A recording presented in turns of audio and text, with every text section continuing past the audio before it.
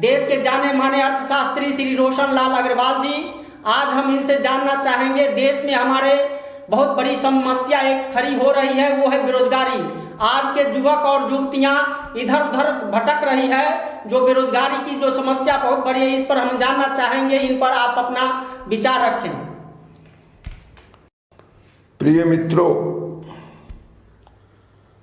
हम निरंतर समाज के सामने अपनी YouTube के माध्यम से उन समस्याओं को रखते जा रहे हैं जिसके कारण आज समाज सबसे ज्यादा परेशान है।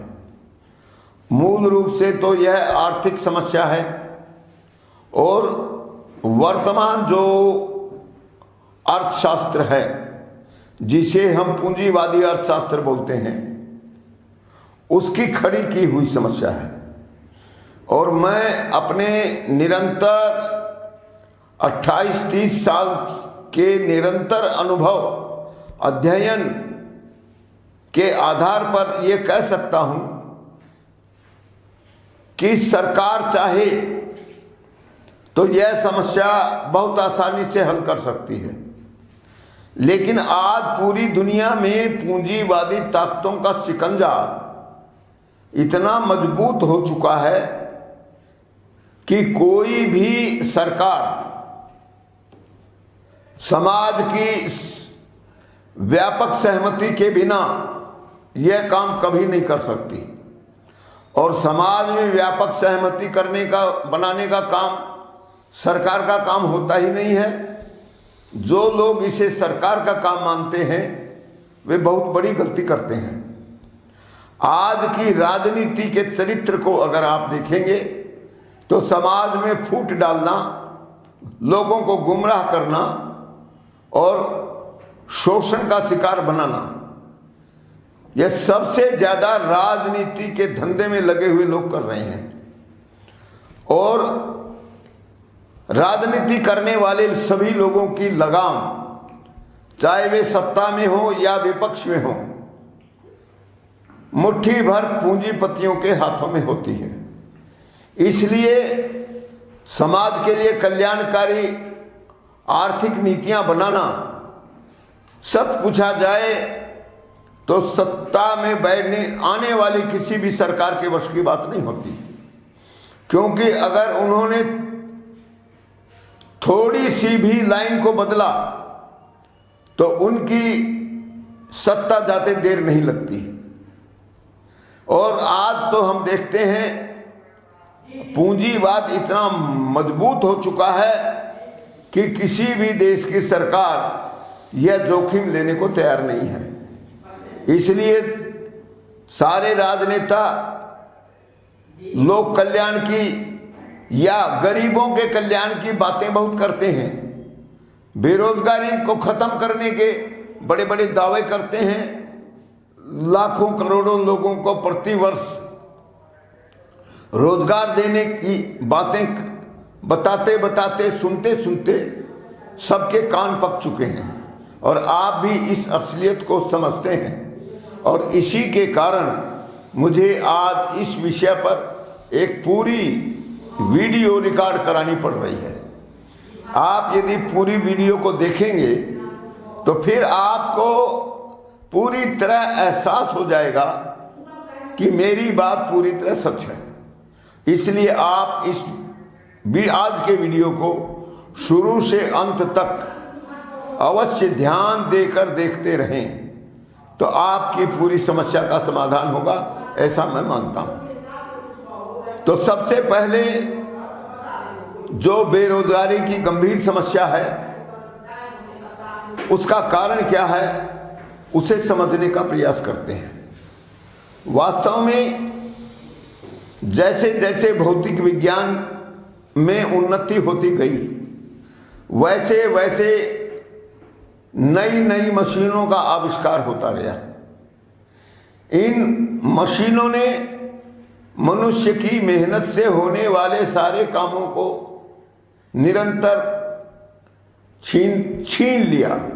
अर्थात नई नई मशीनों का आविष्कार जैसे जैसे होता गया, वैसे ही वैसे सभी काम मशीनों की सहायता से बहुत शीघ्र, बहुत आसानी से और बहुत अच्छे भी होते चले गए।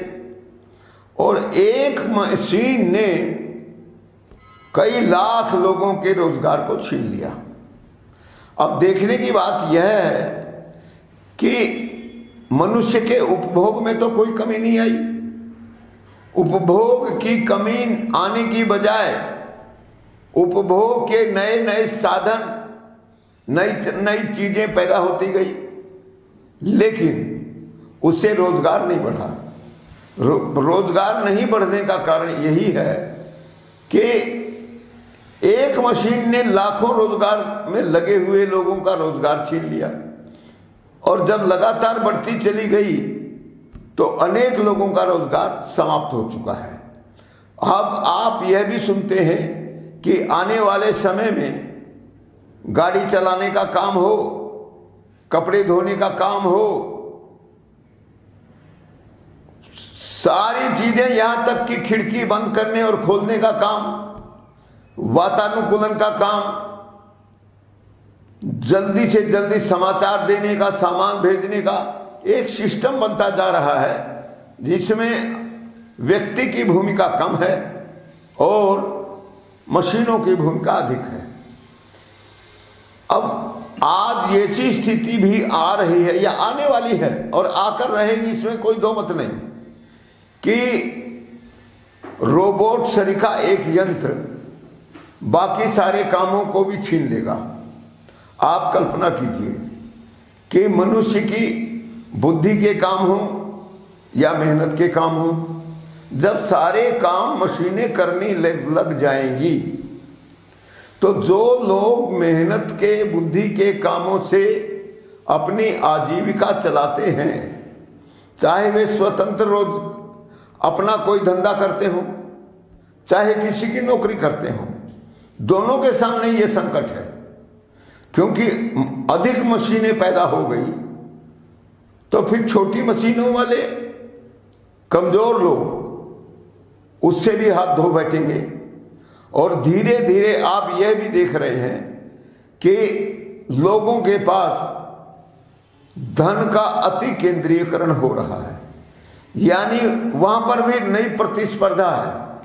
प्रतिस्पर्धा समाप्त नहीं होती, और अगर कभी भी इस तरह की प्रतिस्पर्धा और आगे बढ़ती है तो जितने कमजोर लोग हैं उनका रोजगार समाप्त होता जाएगा। मशीनें जितनी विकसित होंगी उतनी महंगी भी होंगी। अब इन महंगी मशीनों के आ जाने से कम शक्तिशाली मशीनें, पुरानी मशीनें, वो उपयोग में महंगी पड़ेंगी, कम उत्पादन देंगी, उनका उत्पादन भी उतना बढ़िया नहीं होगा और उत्पादन की क्षमता भी कम होगी। तो ऐसी स्थिति में खुली बाजार व्यवस्था में उनका भी समाप्त होना निश्चित है।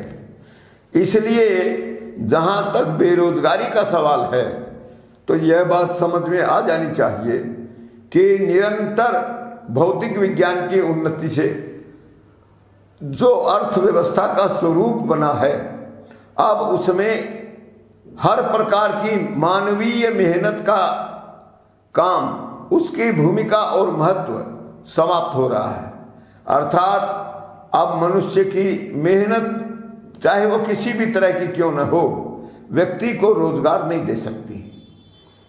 अब रोजगार अगर नहीं रहेगा तो फिर सारी भौतिक चीजें, खाने की, पीने की, घूमने की, रहने की, मनोरंजन की, या एक सामान्य जीवन जीने की जो आवश्यकताएं हैं वो पूरी कहां से होंगी?